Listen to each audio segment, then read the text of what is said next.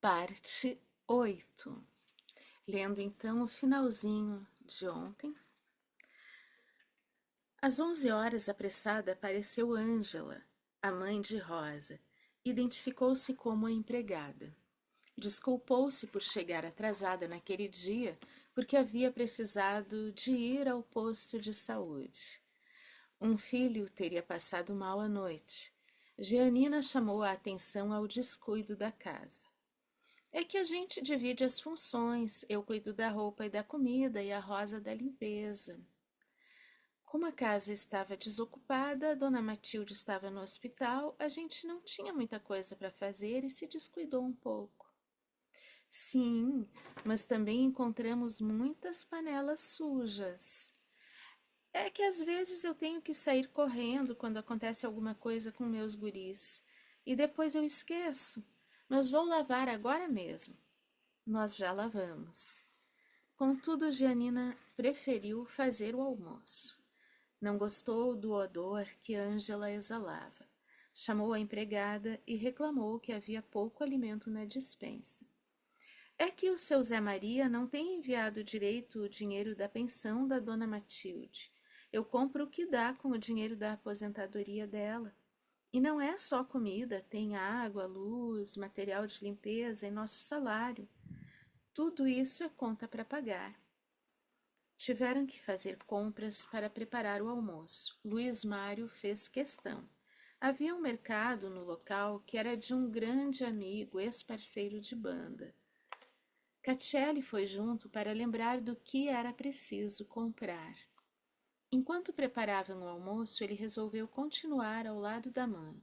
Matilde contava ao filho coisas da sua casa e do seu cotidiano. Ofegava seguidamente e falava como se soletrasse as palavras. Luiz Mário ficava impressionado com sua mãe. Parecia que falava a um estranho, a uma pessoa que estava na sua casa pela primeira vez. Não demonstrava remorso. Uma hora calou-se. Adormeceu. Luiz Mário aproveitou para passear pelo terreno. O mato havia tomado conta da horta, mas ainda havia 2 pés de butiá. Perto do riacho que corria nos fundos estava uma nogueira. As frutíferas estavam enormes. Colheu um pêssego. Lembrou que uma vez seu pai o pusera de castigo não o deixando almoçar. Ele havia quebrado uma xícara.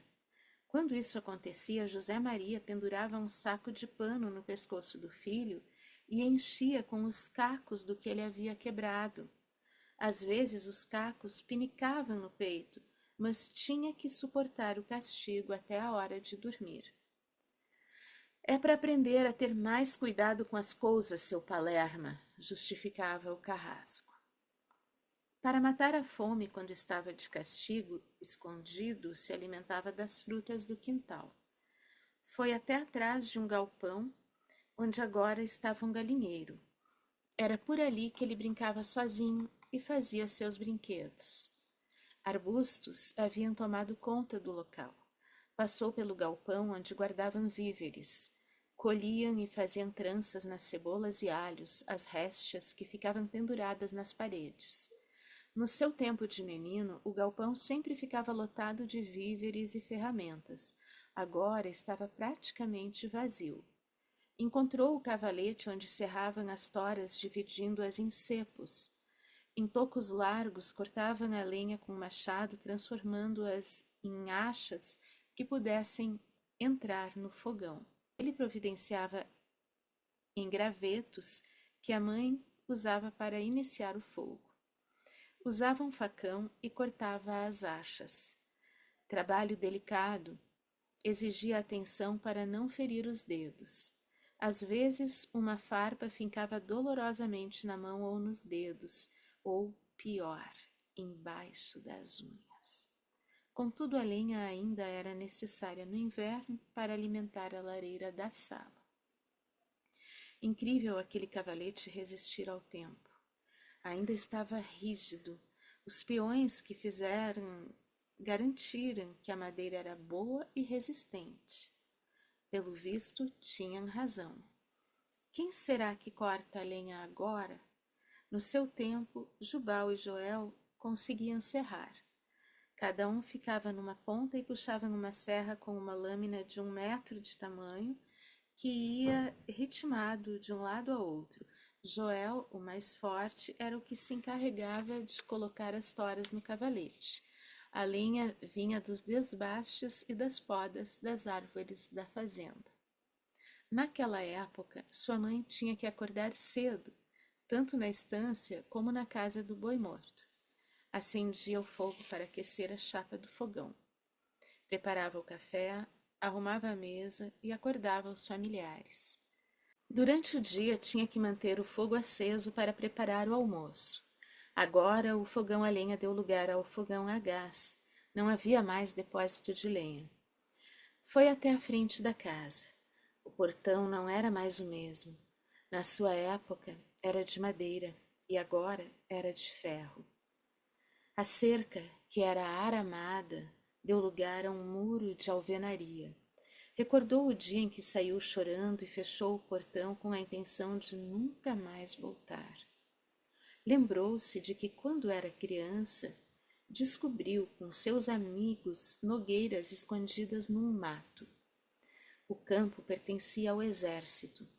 Haviam feito um grande passeio, era verão, e os meninos resolveram se refrescar num local não muito distante chamado Picadinha, onde corria um riacho.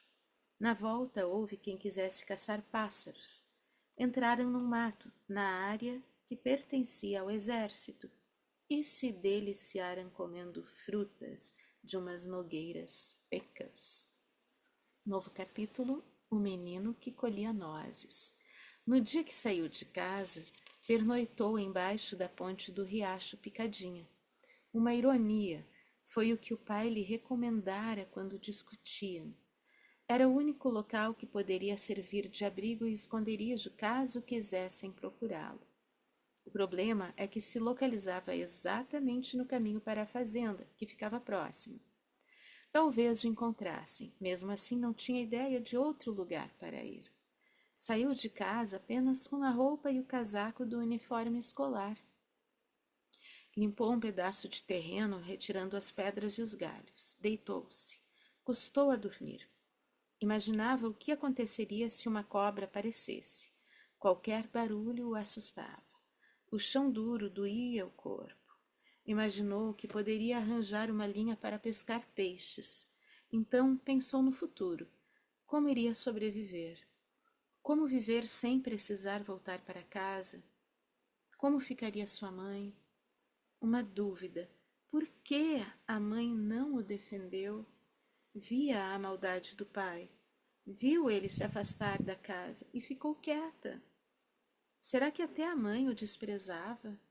O silêncio dos irmãos não era surpresa. Nunca se davam bem e os dois mais velhos seguidamente o batiam ou o humilhavam. E se fosse para a casa de algum parente, será que o aceitariam? Não. Possivelmente o denunciariam a seus pais. O velho iria buscá-lo e o castigo seria imprevisível. O certo é que seria um castigo exemplar pela sua rebeldia. Nem para a casa de amigos. Aconteceria a mesma coisa. Também não lembrava de nenhuma família que pudesse ter a intimidade para pedir abrigo. Aventou várias hipóteses sobre seu destino. Então se deu conta que estava só no mundo. Teria que iniciar uma nova vida. Era como se nascesse naquele momento. Começou a ficar nervoso. Perseverança. Lembrou das palavras de Amaury, antigo colega de banda marcial. Ali estava o grande desafio da sua vida. Seria inteligente o suficiente para encontrar uma saída? Não via solução e frustrou-se. Talvez não fosse inteligente o suficiente. Sentiu-se limitado demais. Quem sabe a resposta não venha com o tempo? E se voltasse para casa? Levaria uma surra exemplar, na certa. E daí, no dia seguinte, voltariam as agressões e humilhações. O nervosismo tomou-lhe conta. Finalmente chorou. Alto. Soluçava e molhou o rosto com tanta lágrima. Desabafou e conteve o pranto. Deitado no chão, fazendo os braços de travesseiro, os pensamentos se confundiam. Nem notou a hora que pegou no sono. Acordou-se no outro dia sentindo frio. Saiu cedo. O sol dava seus primeiros raios. O corpo estava dolorido por causa do chão duro. Concluiu que havia sido a pior noite da sua vida. Se voltasse mais tarde, iria providenciar em algumas ramas para fazer de cama. Levou um susto ao ver uma cobra verde entrando numa mata. Podia ser uma papa-pinto, considerada não venenosa, mas não pôde afastar o pensamento de existir outras espécies perigosas. Sua intenção era conseguir o que comer e passar o dia e a noite.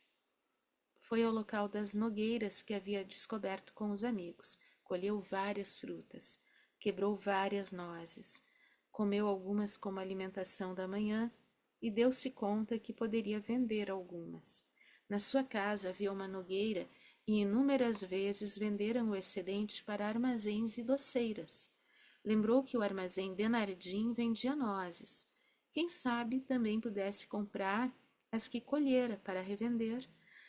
Continuou colhendo as frutas e as preparando até as primeiras horas da tarde.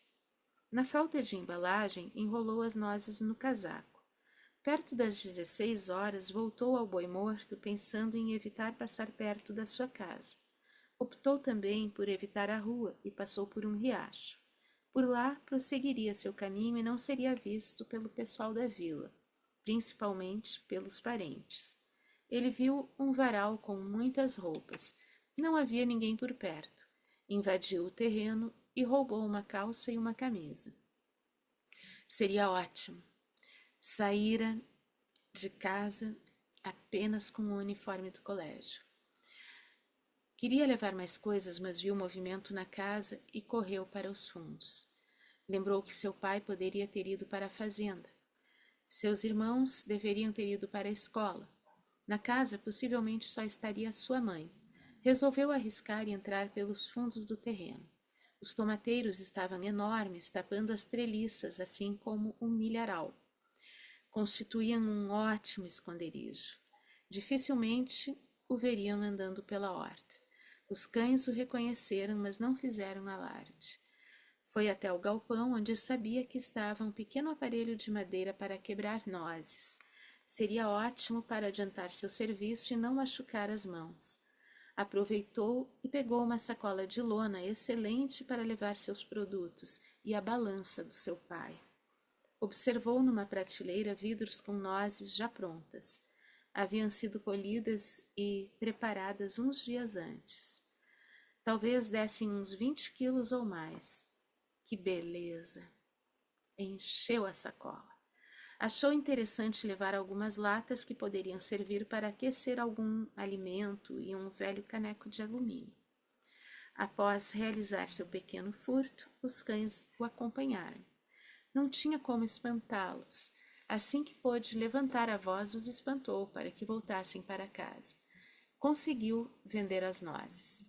Comprou fósforo, vela, uma garrafa de refrigerante, leite em pó, açúcar e bolachas. Antes de voltar para a picadinha, conseguiu uma grande caixa de papelão que estava jogada na frente de uma loja. Colocou ali o que comprara. Levou para debaixo da ponte e aquela seria a sua casa. Voltou pelo riacho quando o sol já se punha no horizonte, torcendo para que não o vissem passar pela vila. Para sua surpresa, mais tarde os cães o descobriram debaixo da ponte. Não os espantou, deixou que ficassem o tempo que quisessem. Às vezes passavam a noite com ele. Era bom, poderiam espantar bichos e cobras caso aparecessem. No outro dia, vendeu mais nozes. Voltou feliz com um maço de notas nos bolsos. Comprou um chinelo de dedos. Seu sapato estava furado. A garrafa servia para levar água que coletava numa torneira pública da vila militar. Fazia fogo e aquecia a água numa lata. No copo de alumínio preparava o leite em pó misturado com achocolatado e bebia comendo bolachas. Sentia muita tristeza. Cada noite pensava no seu destino e chorava um pouco. Seu consolo era a visita dos cães. Durante 10 dias colheu nozes e vendeu em alguns armazéns e para algumas doceiras. Havia conseguido uma boa quantia vendendo nozes, que era um produto considerado caro.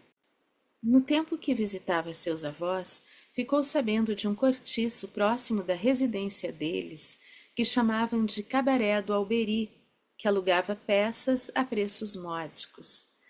Passou pela frente por casualidade. Havia vendido nozes a uma doceira que residia próximo do cortiço. Nunca havia imaginado morar em local semelhante, mas poderia ser uma opção. Quem sabe? Resolveu entrar e se informar. Falou com Dona Teresa, a responsável, que lhe arranjou uma vaga. Ela também era conhecida por Teresona, por ser autoritária, e quis saber por que um menino estava jogado no mundo. Ele foi sincero. Meu pai me expulsou de casa e eu não pretendo voltar. Se aparecerem por aqui perguntando por mim, digam que não me viram e nem sabem onde eu possa estar, ou melhor, digam que não me conhecem e que ninguém parecido esteve por aqui. Mas o que tu aprontou pro teu velho te chutar para fora de casa? Se a senhora não me levar a mal, prefiro nem comentar. Só posso dizer que ele estava a ponto de me matar por uma bobagem que eu fiz. E eu não tô dramatizando, dona. Ele poderia me matar mesmo. Ele é muito ruim. Amanhã continuamos.